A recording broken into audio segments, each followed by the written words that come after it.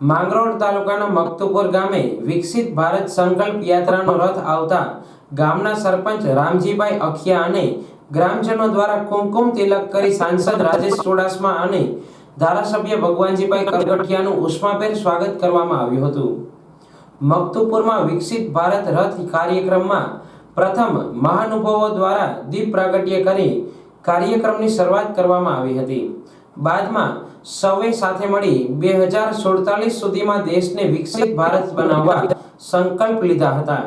ભારત સરકાર દ્વારા વિકસિત ભારત સંકલ્પ યાત્રા દ્વારા જરૂરિયાતમંદ લાભાર્થીઓને ઉજ્જવલા યોજના, ગેસ કીટ, આરોગ્યના મહાકાર્ડ, રાશન કીટ, બાલભોગ સહિત કીટો વિતરણ કરવામાં આવી હતી।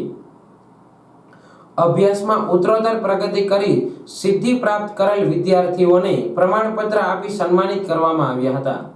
મકતુપુર ગામમાં સારી કામગીરી કરતા સરપંચ રામજીભાઈ અખિયાને પ્રમાણપત્ર આપી સન્માનિત કરવામાં આવ્યા હતા। તેમજ સરકારની વિવિધ યોજનાઓનો લાભ સીધો જ લાભાર્થીને મળી રહે તે માટે સરકાર દ્વારા આ યાત્રાનું આયોજન કરવામાં આવ્યું હતું। મહિલાઓએ અલગ અલગ ક્ષેત્રમાં ભાગ લઈ ઉત્તરોત્તર પ્રગતિ કરેલી તેવી મહિલાઓને પ્રમાણપત્ર આપી સન્માનિત કરવામાં આવ્યા હતા।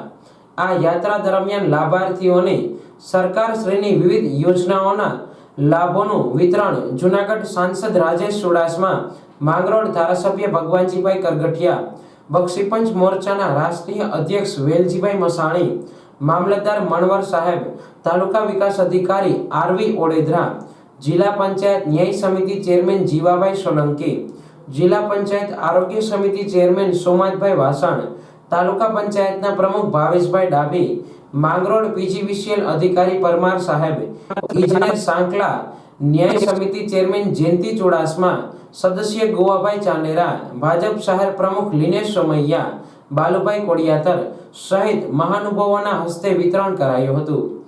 આ કાર્યક્રમમાં ધરતીનું સંરક્ષણ કરવા ખેડૂત નાટ્યકૃતિ રજૂ કરવામાં આવેલી અને સ્વાગત ગીત સહિત નાટ્ય પ્રદર્શન દ્વારા પ્રાકૃતિક ખેતીના મહત્વની સમજણ આપવામાં આવી હતી।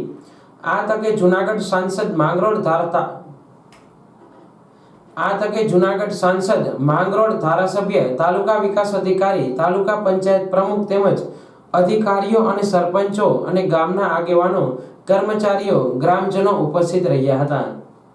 આજરોજ માંગરોળ તાલુકાના મકતુપુર મુકામે વિકસિત ભારત સંકલ્પ યાત્રા ભારત સરકાર તેમજ રાજ્ય સરકારના આ કાર્યક્રમ અંતર્ગત આજે જ્યારે અહીંયા આઈસી વાન આવી છે ત્યારે આ કાર્યક્રમમાં આ વિસ્તારના માન્ય સાંસદ શ્રી રાજેશભાઈ, ધારાસભ્ય શ્રી ભગવાનજીભાઈ, અમારા તાલુકા પંચાયતના પ્રમુખ શ્રી ભાવેશભાઈ, ઉપપ્રમુખ શ્રી અમારે મોરીભાઈ અને પરબતભાઈ તેમજ ઉપપ્રમુખ શ્રી બાલુભાઈ અને તમામ આગેવાનો અહીંયા ઉપસ્થિત રહ્યા।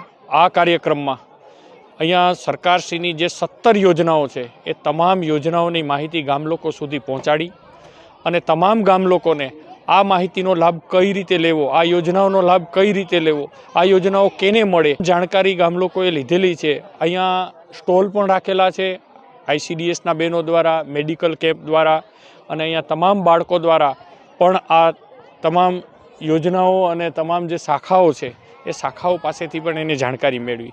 ખાસ કરીને આપણે જ્યારે આ રથ અહીંયા આવ્યો છે ત્યારે અમુક એવી યોજનાઓ પણ છે કે જે ગામ લોકોને ખરેખર લાભ મળવાપાત્ર હતો પણ ખ્યાલ નહોતો। આના અભાવને કારણે આ રથથી ફાયદો એ થયો છે કે ગામ લોકો સુધી આ લાભ મળ્યો છે। આ ગામની અંદર આજે આ રથના કારણે ઘણો બધો પોઝિટિવ હકારાત્મક અભિગમ ઊભો થયો છે। એ બદલ હું સમસ્ત ગ્રામ પંચાયત અને આપ ખાસ કરીને મીડિયાના મિત્રોથી જે ગામ લોકોને આ યોજનાઓ પહોંચે છે એ બદલ હું વહીવટીતંત્ર અને આપ મીડિયાના મિત્રોનો ખૂબ ખૂબ આભાર માનું છું। ધન્યવાદ।